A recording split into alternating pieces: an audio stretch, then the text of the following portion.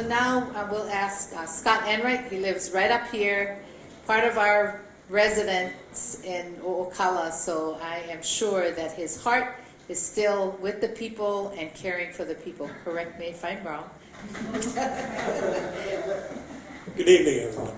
Yeah, I wanted to thank Matt and to answer some of the questions on government. You know, Department of Health is a huge and sprawling department, and he doesn't make any of the decisions. The decisions get made in Honolulu as to where resources are going to go. And so as much as he might want to follow up, if he's not given direction, they send him someplace else, that's what he does. He does not do policy, but I do policy.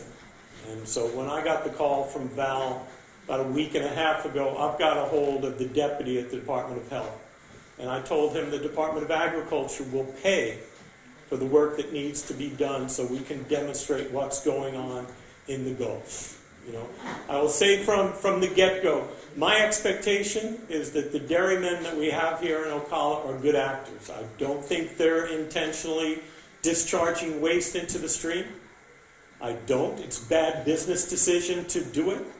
So, could be. We'll take a look, Sonny. You know, it's my intention to find out where it's coming from. I know Matt in the Department of Health, in talking to his bosses, are looking at the cultural practices of when the water gets applied to the fields. So the wastewater gets put on the fields. It then gets harrowed in to try to make sure it stays incorporated into the soil. But in a big rain, it could sheet off. That could be the problem. Department of Health can't tell us that. It's going to take a longer study. And today, up at the dairy, we had the Dean of the College of Agriculture, Bruce Matthews, and we had his environmental engineering professor who specializes in waste management up there. And so I'll be working with him to come up with studies and working with the Department of Health to find out what the source of the contamination is. As part of my job at the Department of Agriculture is I advocate for agriculture all over the state. And I do advocate for dairies and the growth of dairies in the state. That said, if you work in state government, if you work in any government, and you're a public servant, the first thing you need to care about is the health and safety of the citizens of the state. I don't care what department you're in. And that's true of this individual standing here. And so I'll tell you, I'll do everything I can to follow up and find out. I was not aware Department of Health was being called on to take a look at the water supply. I wish I was. Would have been far more proactive. I live here, but for the last 5 years, I've been in Honolulu most of the time because I work for the governor. So I'm a part-time resident of Ocala, but my heart is still here, work for the plantation. I will work with you to try to get the answers as to what's going on.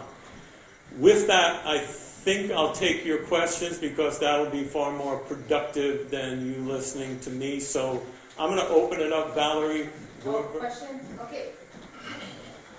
I think Mike, you had a question. And if I can, before we start, Mike, you know, I also just got the questions today. So, you know, I don't have all the answers, but I will commit to getting every possible answer I can, Mike. Okay. Well, I guess my questions aren't part of those questions, so sorry to disappoint you. I was asking about, you know, these lagoons that are built. Yeah. The design of them, how they're constructed, how they're inspected. Can you answer how that works? I can answer part of it. Okay. When an entity like Big Island Dairy asks to put in a waste management plan, it gets reviewed by Department of Health, Environmental Health, Wastewater Branch. So they take a look at what's being proposed, in this case a CAFO with 2,000 cows. And then they take a look at the design and make sure that design criteria meets everything that's necessary for structural integrity. So that's how they get permitted initially by the state and then by the county afterwards to go ahead and construct that pond. You know, who inspects the construction? Just like I was saying, when I did the solar panels, I had to get permit inspections and all that. If the example I gave, if I were designing something for an industrial plant, I would have inspectors from the county out, or from the city out, depending where it is, looking at the construction of the detention areas or lagoons as it was being built to ensure that they don't rupture and go downstream Right. because of environmental issues or because of inattention to construction following design. Is that done here, or is this just... My understanding is that's done by the wastewater branch, but it's one of the questions. Every question that's on the list that I got from the community, we'll attempt to put an answer with and give you the date that it happened, so I'll follow. Yeah, it was one I've heard a couple of times, so we'll put it on the list. Something we had to consider when we were designing lagoons was the hydrology of the area. Also, if we were going to use an ag machine and inject into the ground, which essentially is what they're doing, putting the waste back into the ground to build up the nutrients in the soil. We had to look at the hydrology of everything above it. And their growing areas are best down low. So we've got some steep grades up above, so you're going to have water scooting down through that. When these sites are looked at for the lagoons and for where they're going to be rebuilding soil with the waste, is the hydrology considered up there on what's coming down to it? You know, the first thing I'll say, you're sort of in the weeds for the work that I do, Mike, but, you know, it is a good question. I would expect that in their nutrient management plan, because they were, you know, Big Island Dairy told the state how they were going to manage their wastewater, that the wastewater branch took that into account with their calculations. But I'll follow up on that. I'm curious about that. Yeah. But, you know, that's where the Department of Health is currently most interested in finding if, in fact, the waste is coming from the dairy. Then, and how's it getting there? If they can't find that it's intentionally being discharged, how does it get there? That's the most likely suspect, and that's where they're putting their attention. At least that's what the deputy wrote me recently. If you've got sheeting problems coming off then from drain vents, again, detention areas, you know, diversion structures that bring into those areas that can be recaptured. Right. They don't lose that soil. Exactly. Recapture, put it back in place. Keep it from coming down here. Yeah. Sheeting usually happens when the soil's supersaturated. You know, I keep a rain gauge in my yard. I used to read the rain gauge right out here when I worked for the plantation. Our average rainfall here at this 300-foot elevation is 120 inches a year. That's a 100-year average. The last 2 years, we've gotten 180 here, as you know, because you've been living through it as you've done construction. I felt for you.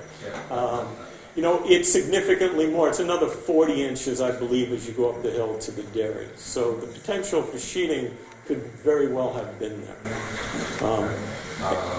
When they look at the hydrology of these detention areas and recovery of runoff and sheeting, do they consider, like we would look at storm events. You've got a 50-year storm, 100-year storm, 500-year storm.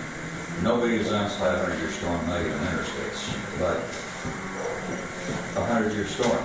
And that doesn't mean 100 years after the dairy puts permit in the build, that doesn't start the clock. The clock is based on the weather cycles. And we might go 180 years without one and then get 2 in 20 years. But what kind of design criteria is being looked at on this when they do this consideration? Are they using civil engineers to do this? Yeah, they are. Okay, great. That's a good start then. Yeah, it is a what good kind of design criteria are they using for this? You know, again, this isn't my area of expertise. Are you the boss? But, you know, I can get answers. And so that's what I'll do. Okay. Okay. Okay. But good question. Was there an environmental impact study done? There was an EA done in 1998 when the original dairy went in. Thanks, Sonny. When the original dairy went in. And because the way that EA was constructed, it took in all the subsequent work that's been done in the course of the dairy's expansion. There were no red flags put up. It didn't trigger another EA. And You know that for sure? Yes, I've got an opinion from the Attorney General's office. Recently, or? Yeah, recently I asked because there was an ask from Val when I talked to her on the phone and others. Yes. Well, I know about the two ponds you have, but what about the pit where you dump the dead animal? The kill pit. Well, what do we, is that lined? What happens to it? It's just open? It's an open pit. Well, what happens to all that?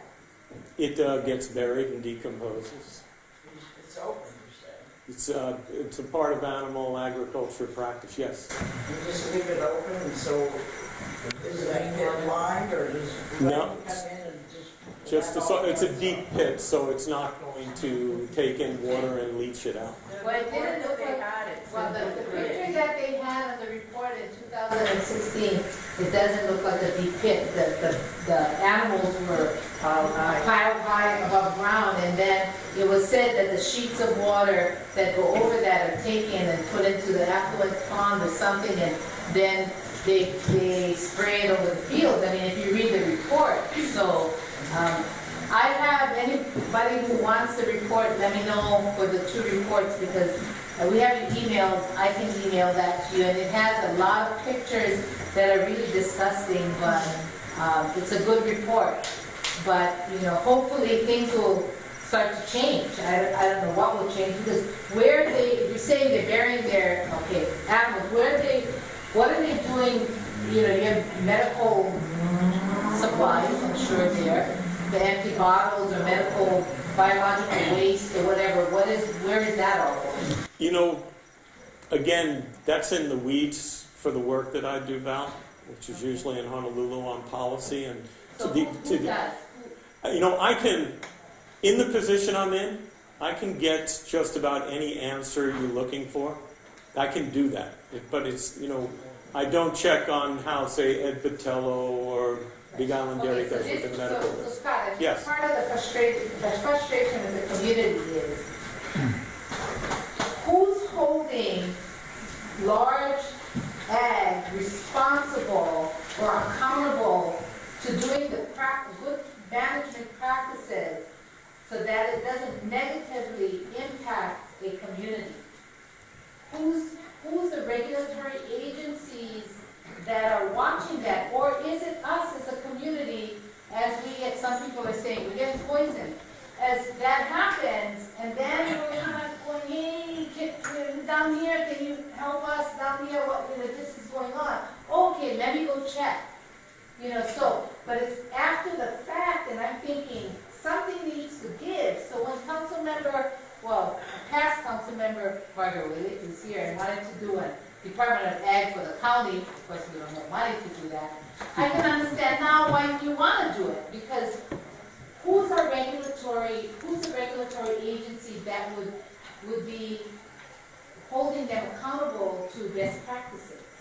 There are multiple agencies that would have jurisdictions over a different part of what they do, but the state, in this case the Hawaii Department of Agriculture, is the landlord. And so that's why I'm up here speaking and not Big Island Dairy, because the issues that you've brought up, the issues that I'm fielding from the community, are really issues for the landlord, and for the landlord to find out. And that's why I reached out to the deputy at the Department of Health to tell him that I needed his assistance, and I was willing to pay for his assistance, which is important for an underfunded department like Department of Health to hear that I'll pay for the manpower to do the work that we need to do going forward. So I think you've found the right person to help you answer the questions that you have about what's going on. You're talking to the landlord. Yes, I have a question. So if in case the runoff of all the videos or whatever, and there is some fines imposed by whoever would impose it, you're saying the state will pay the fines or the dairy will pay the fines? So you're taking responsibility. I'm saying I'm the landlord. So, Okay, so are you taking responsibility though as a landlord? as you know, we'll define our terms. I'm the landlord, so I can speak to our tenant, because we can hold our tenant responsible. If our tenant says intentionally breaks the law, no, the state's not going to stand up in front and say, somebody that intentionally broke the law, we're going to pay for them. So you have to define your terms. And, in getting, what you're asking for is the state to take a look at the questions you have about what's transpiring in the community and your concerns because you think it's related to our tenant, Big Island Dairy. With that, I can help get the answers from whether it's the Department of Health or any one of their branches, or the Department of Ag, or any other agency that might have jurisdiction up there.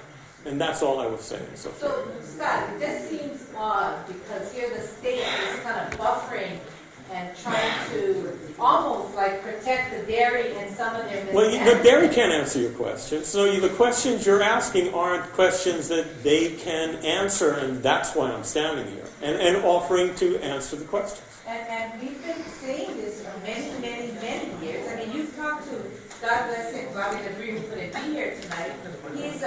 He's one who has been complaining a lot because he lives right below the dairy. He was here at the meeting in September. Unfortunately, couldn't be here these next 2 meetings. But then, if you guys are the landlord, why is it taking so long for all of this? You're waiting for us to go dig and research and pose some questions before things can get done. I mean, It probably could have moved faster if you let me know, Val, that you had concerns. we had. I called civil defense, you were on the mainland, you couldn't make it back. You were there, right, at a meeting last year too, correct? Yes, at the civil defense office. We tried. Ed Texera, unfortunately, is no longer with us. He was making headway. And then it kind of like fell to, so. But, and even before that, Scott, you knew. And, there was a 200-year storms in the last 5 years, and so that there was runoff from the dairy. I knew that they had to work on their conservation plan. They're doing that. And I think you heard that last week. That's happening. That's what a landlord asked them to do. If I can, I'm still finishing this question. So, we were there. So I know that we're working on the conservation plan. I didn't know about that the community actually thought that the dairy had intentionally discharged waste into the stream. That was never anything that was on my radar. I mean, that's nefarious. That's saying that the dairies are bad actors. I didn't know that. And I know that now.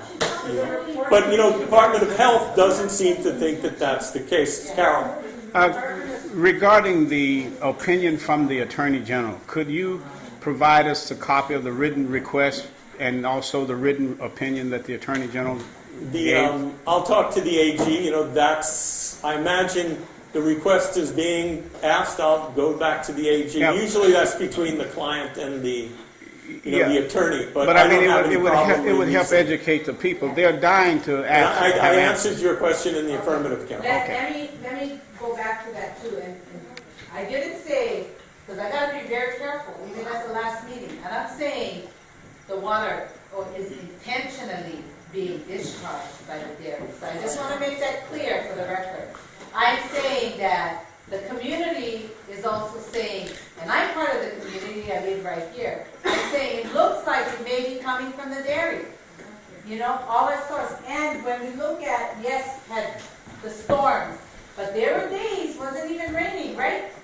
When you get the film of the rushing water coming down through the gulch, and God knows where that came from. Yeah. And it was brown, mucky water. Do you guys care to let us know what you guys were doing up there 2 Sundays ago? Why on a dry day that any amount of water like that would be running down? Hey, Sonny, I Would you like think I've got the floor, Sonny. Excuse me. You like to answer that? Val, you want to grab hold of this meeting? No I think answer. you've lost control of your meeting. No answer.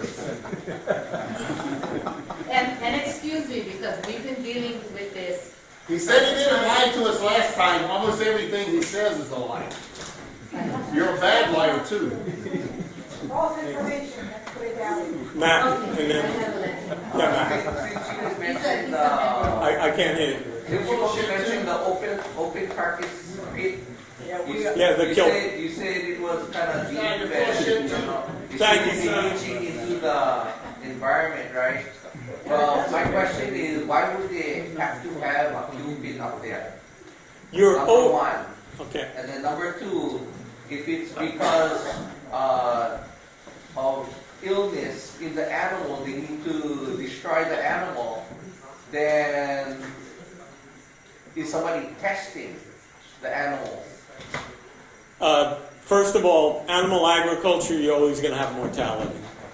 I mean, their mortality rates, and I would defer to have Jason Moniz, one of our state vets, and Tim Richards, who took a close look at what was going on with animal health up there, and he thought it was a well-run facility. But you're always going to have mortality. It's part of animal They agriculture. kill the calves. So I understand about the normal mortality of the animal. Right. But are they testing to make sure that there's no illness in the animal? Yes. That's going to go into the ground and it may be into our Yes, and groundwater? Tim, would you like to comment on Mac's question about animal health, seeing you're a vet? My name is Tim Richards. I'm councilman from District 9. Also, I'm a large animal veterinarian. I know some of the people in the room. I've probably worked on a bunch of your animals. A question is concerning the human health concern for animals in the dead pit. And the likelihood of a zoonotic disease, meaning it can infect cattle, can infect people, other species, is extremely low. Here in Hawaii, we're very fortunate. We're clear on a lot of those diseases that otherwise might be a concern. As Scott has said, we are faced with, in animal agriculture of any size, you're going to have losses in it. And it's unfortunate, and we strive for it. I did spend time going through the herd health programs, and very, very similar to what I write. Over the last 30 plus years, I've written herd health programs for hundreds of thousands of animals, and these are on par with what I'm seeing. The statistics that I was given, on par with large animal production. So there's nothing I'm concerned there as far as numbers, and there's definitely not a concern for the human health. There's not going to be something that's going to leach into the soils, leach into the aquifer, and cause a problem for us. So I didn't see anything I was concerned about from that standpoint. Does that answer the question? Who asked it, by the way? Oh, okay, thank you. Does that answer the question? Yeah. Pretty much. Yeah, Okay. Beth, any follow-up questions for Beth? Very good job. Bridget, go ahead. Yeah, I just have a question as a nurse. When I read the report from 2016, the farm manager described to Mr. Toronto and Mr. D'Angelo that water does flow out of the dead pit, and that he saw it as being captured and caught in the lower lagoon, which is then used for irrigation. But also when the cannons spray that water, that was one of the areas where in 2014 that cannon spray, the plume, was seen pooling and running off. So my concern from a health standpoint is if the open dead pit of decaying carcasses has sheet flow into the lower lagoon as the manager described to the State Department of Health, and it's known that that lower lagoon is then used for plume spray, and it's known that the manure solids themselves that are on the ground are there to compound with what's coming from the pit. Isn't that potential for a human health risk to mix up dead carcass water with all the other stuff? If the bacteria levels were high enough, I can understand your concern. As a health profession, I hear what you're saying. With any normal decomposition, you're going to have bacteria. That's part of it. If that was the case previously, that's not what I observed today. The dead pit is in its own area. It is not in any water flow. It is in and itself, and the numbers in it are relatively small. So as far as what you're describing, if that was a concern, that's not the case at this point, because that's not where the dead pit is. It's being managed like I've seen in other operations. I think that the description was that when it rains, the water from the dead pit flows down into the lower lagoon. That's actually what you reported. Yeah, and the picture that I saw in the report is not what I see today. And so I think if that was a concern, that's been moved and corrected. And I don't even think a 100-year storm is going to cause a lot of water to flow through this pit. It's the geography is not set up that you're going to have that flow through. You may collect a little pooling in there itself, but you're not going to have a flow through. You're not going to have sheeting of water going through that as it is today. So the location looks to be different today. Yes. Yes. I'm sorry, I can't hear you. The pits been moved? I can't answer that. All I can do is I say,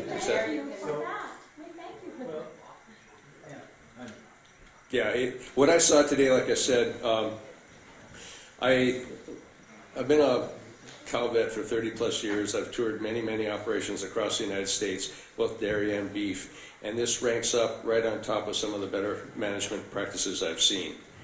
So, like I said, I didn't see anything that I was alarmed at. Any of the concerns that are raising tonight are in hand, are being handled, are being addressed. And from what I've read, from what I've seen, from my discussions with people within the community and with management and owners, I know they are working to be a good neighbor. But I think some work needs to get done to get some things attended to. But on balance, like I said, I was quite impressed with the operation as a whole, both waste management, animal health and well-being. I tell you, I've seen very few operations that handle their animals better than this operation does. So I was surprisingly happy with what I saw up there. Can you let us know what kind of common diseases are acquired by the sick cows in the hospital and the tumors? Okay, first of all, types of tumors and how can sick cow be buried and not cause a mutation to the environment? No matter how deep they go? Okay, first of all, I'm not the consulting veterinarian for them. I am up there, I am a veterinarian, and I look at different operations differently. As far as the sick pen, I didn't go through the sick pen. I know the statistics that I was shown as far as what they are operating up there. Now, as far as diseases, I can speak generally of what we deal with in the cattle herds here, and for doing it for 30 plus years, I'm quite confident I know pretty much what we deal with when it comes to livestock. Specific to their operation, I can venture a guess, but even so, as a veterinarian, there's a client-patient doctor confidentiality, and we don't discuss openly unless requested by the client themselves. So I don't do that for any of my clients. So I can't do that with you. So the community is not allowed to know what kind of tumors and disease and how they treat it, how they treat what kind of medicine they use, and the biological terms. Like I said, I'm not the consulting vet here, and I can't answer that question on this operation. I can answer questions generally when it comes to the herd health programs. And like I said, the programs that I know that they have employed there and put on into the animals, right up on the same category for the high level that I've worked with for the last 30 plus years. I know that doesn't directly answer your question, but like I said, I'm not the consulting vet, and I couldn't answer that question anyway if I was. Yeah, question was, what kind of diseases do we have around? On the mainland, they deal with a lot of things. Tuberculosis for one, and brucellosis. Those are both diseases that affect the cattle industry and are a real potential human health problem. I guess we can look at humans as part of a herd, but they are big concerns on the mainland. We are very fortunate because our state eliminated those back in the 20s and 30s. I think Dr. Case was very instrumental in getting that done. Those are the big ones. So when it poses questions about animals in the dead pit, is that a concern for us? No, because we are clean. And how do we know we're clean? Because we consistently test time and time again. And I know that this dairy, it gets done in the milk test, as I recall. So we know that this is being monitored all the time. So those are the human health concerns. The other concerns that we have are the respiratory viruses. Just like all of us get respiratory, when you catch cold, most of the time it's what's called a rhinovirus. Cattle, horses, dogs, cats, they all get rhinoviruses. They get those too. Some of the other ones, leptospirosis, they get that as well. There's other viruses. So a lot of this stuff all applies there, but it stays in the cattle side. So from the human health standpoint, very minimal concern, if at all. Does that answer that? Okay. Scott. Thank you, Tim. Yes. We're the Ishidas, we're the ones that bought the dance hall and remodeled the dance hall into residence. Nice work. Residence. The gulch, the middle gulch runs right through our property. We actually are the proud parents of about 200 feet of the gulch that is now a cesspool pit. And when it runs, it's in the soil. It smells like cow manure. We've had it tested. The Department of Health just came out 2 weeks ago, had it tested. Alarming rates of bacteria, E. coli. I think out of all the testing that they did, we were the lucky family to be the one that had the highest ratings. So our property is contaminated. And so, from my understanding, back in the day, there was never, the rivers were clean water. Now when it runs, it's brown muck cow shit. And I just, for the life of me, don't understand, but we invested our whole life savings into this property. And we care about the community. There's many, many families that are here today because of what happened in that dance hall. And now to know that my property is a contaminated cesspool, I want to know, how are we going to work this out? I mean, as the landowner for a property that is contaminating my property, and the direct source for that ravine is the dairy. So how are we going to work that out? But what Val asked for when she and I spoke on the phone a couple of times prior to my coming was, from this meeting, we were going to start doing planning on how we're going to do it. So I can't answer you with specifics at this particular moment, but I know you didn't miss the fact that I told you that I was committed to moving forward and paying for the work with the Department of Health.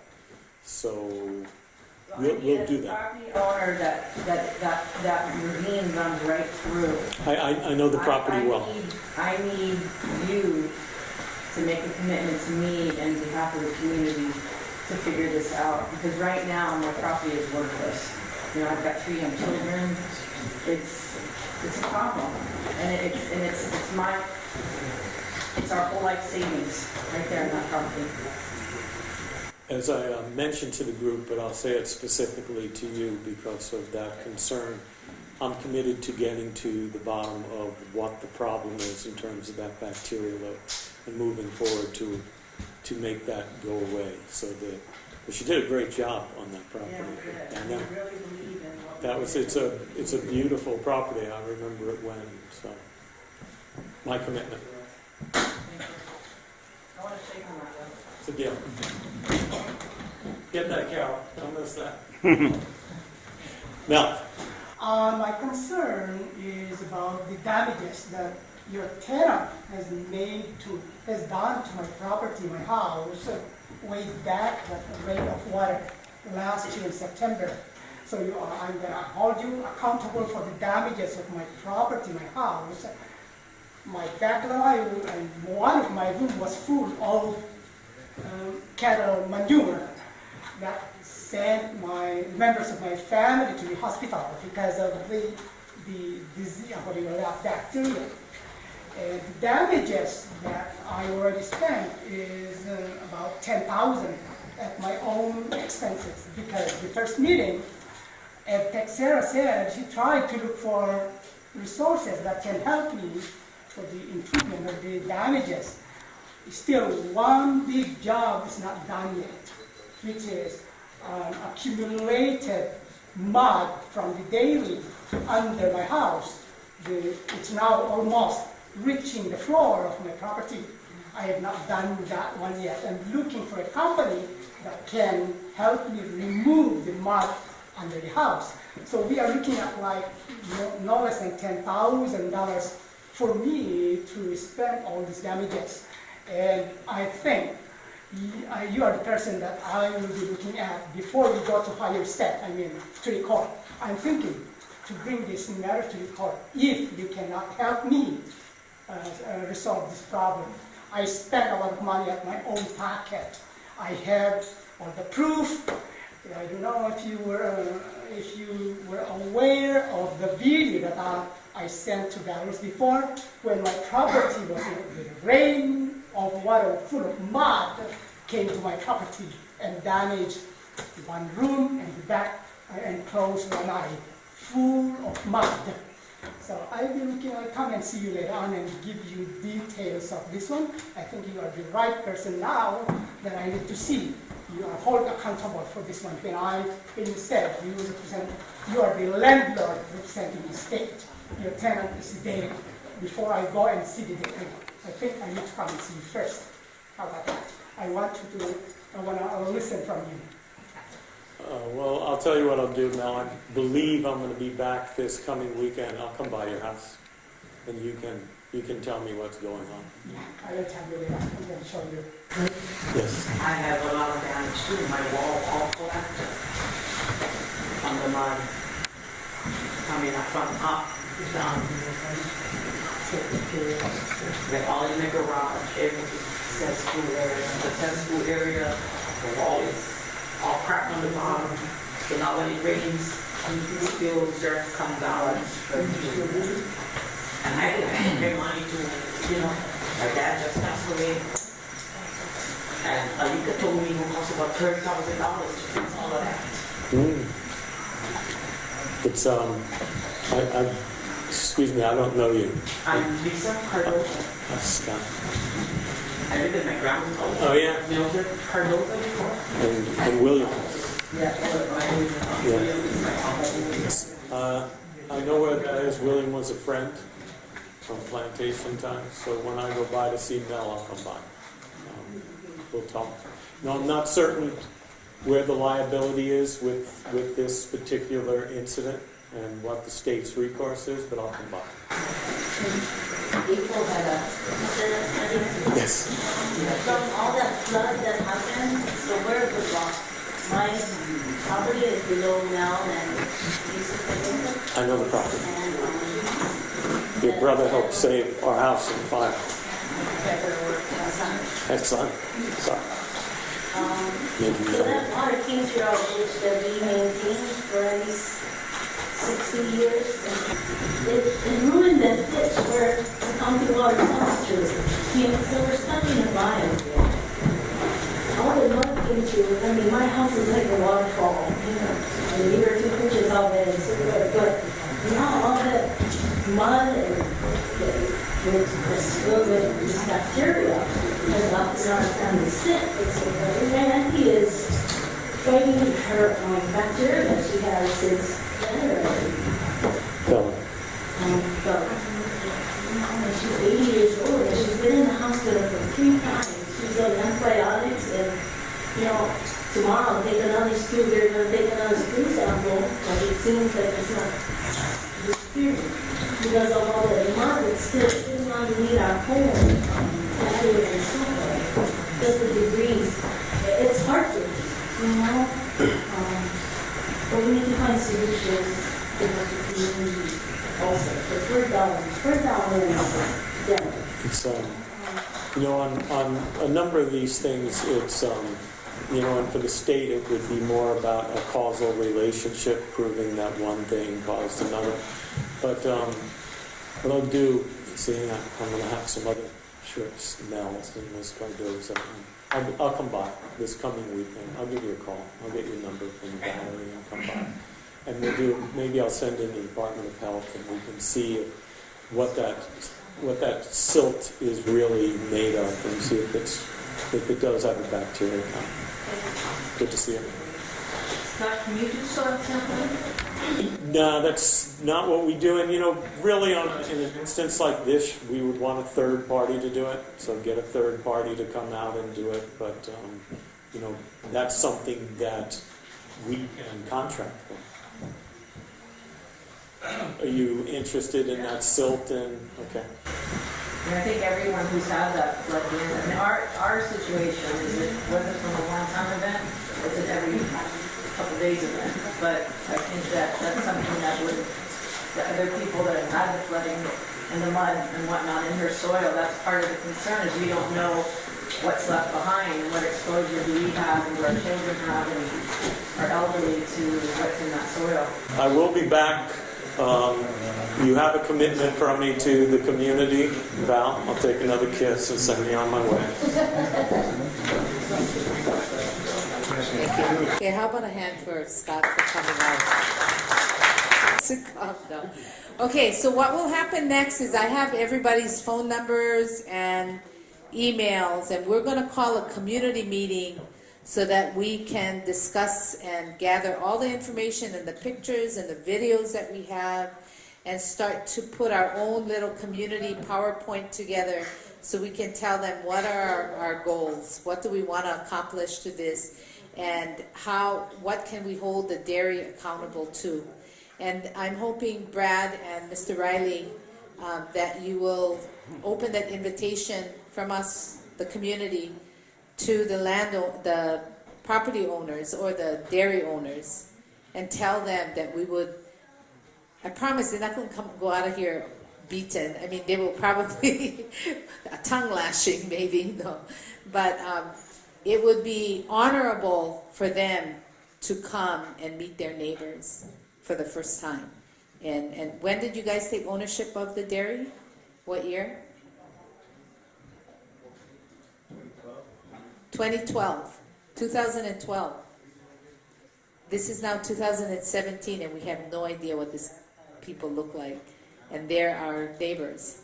So, you know, in our community, we pride ourselves on being ohana and family. So we got to treat each other like family. And when you have family, you care for family. So we got to start caring for each other. And so again, I thank you both for being here. It speaks volumes that you guys have come out and sit and listen through the community. So I appreciate that. Appreciate Councilmember Richards and Mr. Moniz for coming and listening as well and getting some information. And our soil and conservation people, thank you so much for hanging in there with us. And Mr. Melrose, too, for being here. People are going, who's that guy over there taking notes? But did I miss anybody? Or the Department of Health, too? Thank you very much. And we have our new civil defense guy. Come here, Talmage. This is Talmage. I pronounce him like maybe French Talmage or whatever, but it's English. Talmage Magno? Yeah, Magno, Filipino. Okay, can you just tell us a little bit about yourself? Well, I grew up on this island. I was admiring you guys on Hamakua Coast because I grew up in Puna. You know, it's all lava rocks up there. Everything just floats or dissipates under the ground. It goes nowhere. Anyway, grew up on this island, went to school here, and lastly, I was a chief ranger at Hawaii Volcanoes National Park. Worked for the Park Service for 30 years, law enforcement, emergency services, and now I'm your civil defense head. So, you know, I've been listening to everything going on, and I took some notes, report back to the mayor tomorrow. You know, we've had found some stuff out about Hamakua here as far as, you know, like the weather service, as far as tracking, you know, flooding and so forth out here. So you guys got some different aspects of here with this big mountain. The Doppler radar doesn't even pick up out here below like 6,000 feet. So rainfall below that, we don't even get on our our flood warnings and stuff like that. So working with the National Weather Service to figure that stuff out. But you know, I'm a public servant. Give me a call. Numbers in the phone book. Thanks. Thank you. So we have civil defense from the county level engaged, of course, and with our mayor, always in touch with what's going on. So thank you so much for being here tonight, and you'll be hearing from us more often too. Yes, Sharon. I just want to say thank you, Val.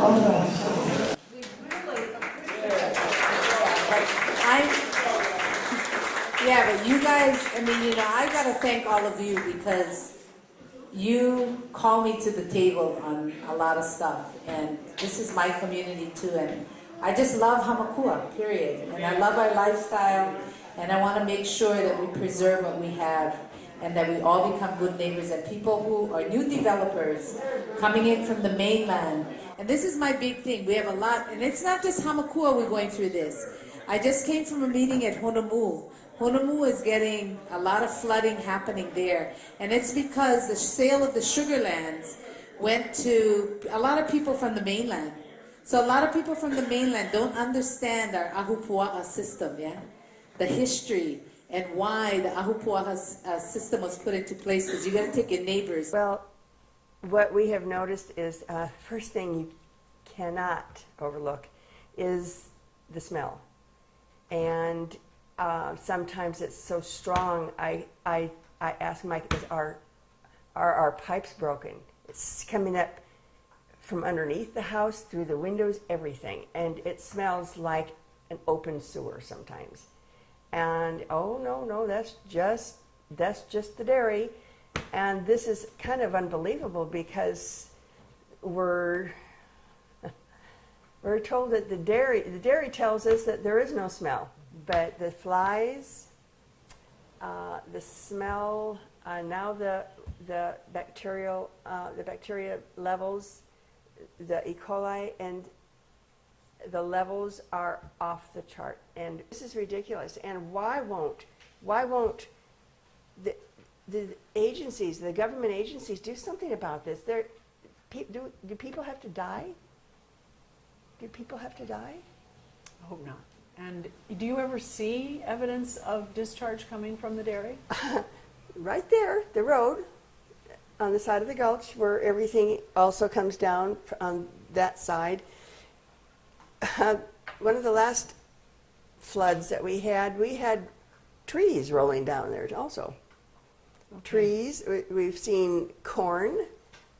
Nobody here in Ocala grows corn. And we did see quite a bit of corn though up at the dairy. Oh yeah. Okay, oh yeah. How about the color of the water or the odor in it? Could you tell? I'm afraid now to drink the water. This is the first I've heard of the bacteria that's evidence. And now the fishermen, they can't for miles now use this water to fish in. It's too dangerous. We were told we You're can't. Talking about ocean fishing? Yes, we can't even walk in the gulch now, or along the side anywhere. I mean, yeah, we heard the dairy manager tell people to stay out of the gulches last night. About how often would you say they have the water actually come down in the ditches? Have you seen it more than once? Oh yeah. And one of the ladies last night was saying that it wasn't even raining, it was released. When you smell that stench, when it's really bad and coming in your home, do you get headaches at all? Do you notice it bothering you that you? Yeah. How about, does your throat ever hurt at the back? Oh, both of us.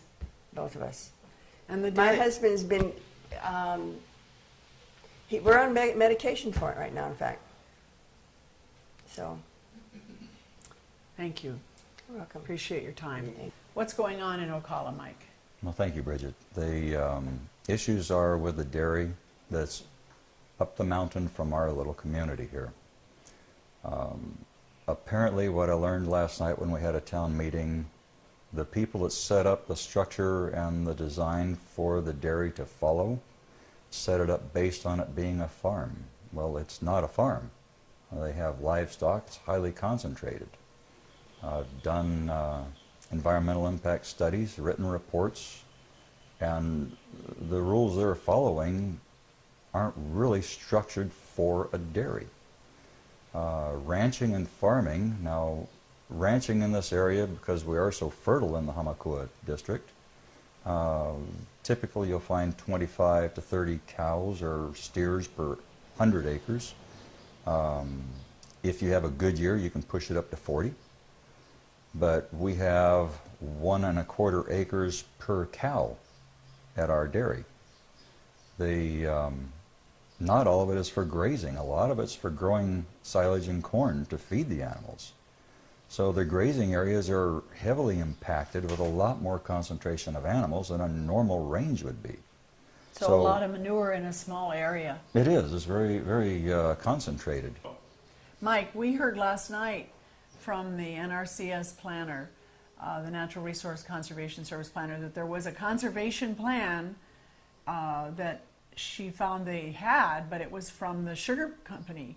It was actually a sugar plantation conservation plan, modified somewhat, but that she had informed the county Department of Public Works that they weren't following the plan that was in place. But what do you think about the fact that they don't have any real permit in place? No NPDES permit, National Pollution Elimination Discharge permit. You're familiar with that, I am, think. and they should. They should, because they are a concentrated source of animals. Any dairy, pig farm, chicken ranch, things of these natures that have high concentration of animals have to follow those regulations. They're not guidelines. When you went up there to see him, were you going up because of the problems with odor and runoff? Yeah, I have talked to him about that. We addressed some of the issues about the odors, where they concentrate their effluents. We discussed some things that could be done, and he's aware of them. We talked about capturing methane and using that to generate power to run their refrigeration units up there. Yeah, so they're basically stockpiling manure pretty much all over the site from what we could smell yesterday. Well, yeah, they don't have a choice right now. They're not structured to do anything different. Are you aware of any effort to take the manure off-site and try and lessen the load up there from those? I think he told me there was 1,200 dairy cows in production, and there's other cows on site, like calves and steers and things like that. Do you know the total number of cows? Well, what I last understood is he has 1,200 cows that are in being milked. And then he has the ones that are out in the fields being cycled through, grazed, and then brought back into milk. I've heard in the past their total count is above 1,500. I've heard 2,000. I can't verify that. I haven't got an actual figure from the company. Your reaction to what's happening to the community, if you were to try to describe it? How about catastrophic problem? There's more to it than just the unpleasant aroma that comes down when the cool air comes down the mountain and brings the odor to us. And how regular is that stench coming into Ocala? Oh, every evening. Even with the trades blowing, we can get it, but on the calmer days it's a lot worse. But as the cool air comes down from the mountain, it just swoops down across their piles and to us. There's just a fact of physics. Cold air falls and we're at the bottom. So people are having to go to bed at night with that smell in their homes. Right, and it's a little, sometimes a little bit nauseating when you try to leave your windows open on a nice warm night, having that smell coming in, permeating your home. The smell also after it rains, the contaminants in our waterways. What's left behind, I've gone out and scraped up some of the silts after a rain, bringing it down, because we have a crossing up this road past our water tanks and our wells that goes up to the site, and if things aren't maintained, it gathers up there and comes right down the road, right across the front of our place, and down through the back of Val's place, and even flooded out the back of her home one time, a couple of years ago, in fact. And scraping that up, there's bits of manure in it. Corn was sprouting and growing in the grass afterwards, so seeds and things are coming down. There's bits found in our gulches. You can find manure in the gulches.